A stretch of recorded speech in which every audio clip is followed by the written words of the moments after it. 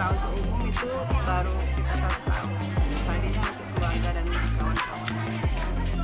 Sejak bapak kami meninggal, kita buka usaha, akhirnya kita buka ini kan, jadi saya penarik. Yang datang masyarakat sekitar Sini dari Palembang juga dan mana-mana, alhamdulillah. Bu, kenapa bisa terpikir untuk membuka terapi ikan ini? Karena di Sumsel ini kan rasanya belum ada.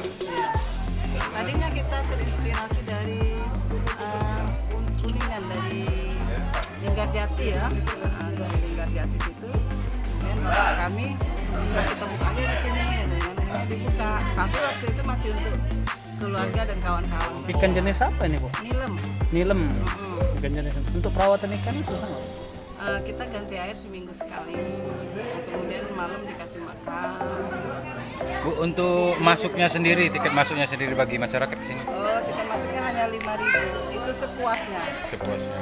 Jadi tidak ada biaya operasional, kebersihan, beli air, listrik, karena air kita kurang, tidak cukup. Untuk jam operasional dari pukul berapa sampai? Dari jam 9 sampai jam 5. Sore.